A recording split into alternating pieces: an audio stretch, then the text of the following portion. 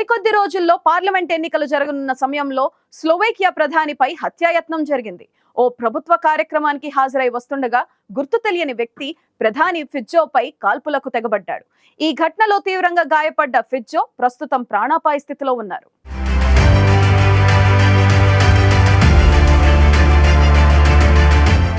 స్లోవేకియా ప్రధాని రాబర్ట్ ఫిట్జోపై హత్యాయత్నం జరగడం తీవ్ర కలకలం రేపింది.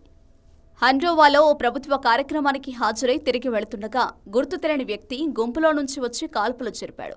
ఈ కాల్పులో ప్రధాని ఫిట్జో తీవ్రంగా గాయపడడంతో ఆయన్ను భద్రతా సిబ్బంది కారులోకి తీసుకెళ్లారు. అనంతరం ఆయన హెలికాప్టర్ ద్వారా ఆసుపత్రికి తరలించారు.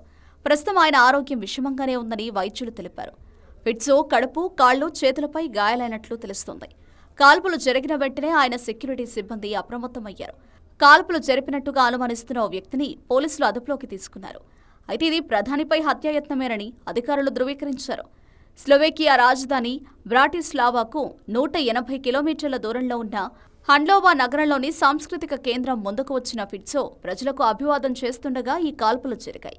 దీంతో ఆయన్ను స్థానిక హాస్పిటల్కు తరలించారు.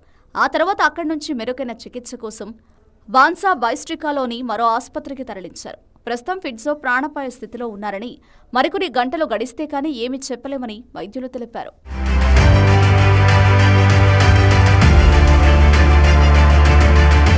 స్మేర్ ఎస్ఎస్డీ పార్టీకి నాయకత్వం వహిస్తున్న ఫిట్జో గతేడాది జరిగిన ఎన్నికల్లో జాతీయవాద సంకీర్ణానికి నాయకత్వం వహించి తిరిగి అధికారం చేపట్టారు. రష్యా ఉక్రెయిన్ యుద్ధంలో స్లోవేకియా ఉక్రెయిన్కు అండగా ఉంది.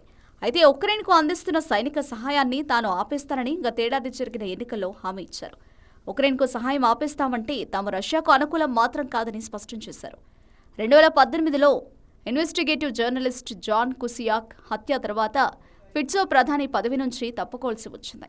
అయితే ఆ తర్వాత జరిగిన ఎన్నికల్లో తమ పార్టీ అధికారంలోకి వస్తే ఉక్రెయిన్కు 1 రౌండ్ మందుగుండు సామగ్రిని కూడా పంపమని ఫిట్జో తన ప్రచార సమయంలో మద్దతుదారులకు తెలిపారు. అలాగే రష్యాపై పాశ్చాత్య ఆంక్షలను ప్రతిఘటిస్తామని ఆయన ప్రతిజ్ఞ చేశారు. ఇక ఫిట్జోకు కరుడుగట్టిన రైట్ వింగ్ నాయకుడిగా పేరుంది.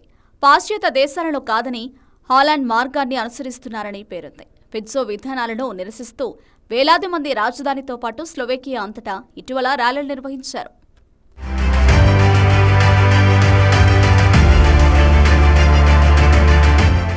అయితే యూరోపియన్ పార్లమెంట్ ఎన్నికలు మరో 3 వారాల్లో జరగనుండగా ప్రధానిపై దాడి జరగడం సంచలనంగా మారింది. ఇక ఫిట్జోకు పొత్తికడుపులో తీవ్రంగా గాయాలైనట్లు తెలుస్తోంది. ఒక బుల్లెట్ పొత్తికడుపులోకి, ఒక బుల్లెట్ తలకు తగిలిందని స్థానిక మీడియా వెల్లడించింది. ప్రధానిపై దాడి చేసిన వ్యక్తి జురాజ్ కింటులాగా గుర్తించారు. అతడు ఒక ప్రైవేటు సెక్యూరిటీ కంపెనీలో పనిచేశారని స్థానిక మీడియా తెలిపింది. అతడు కవి, రచయిత అని కూడా తెలిపింది.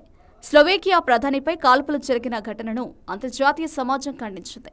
స్లోవేకియా ప్రధానిపై కాల్పులు తనను దిగ్భ్రాంతికి గురిచేసిందని బ్రిటన్ ప్రధానమంత్రి రిషి సునాక్ అన్నారు. ఈ ఘటనను ఆ దేశ అధ్యక్షుడు జుజానా కాపుటోవా ఖండించారు. ప్రధాని ఫిట్జో త్వరగా కోలుకోవాలని ఆకాంక్షించారు.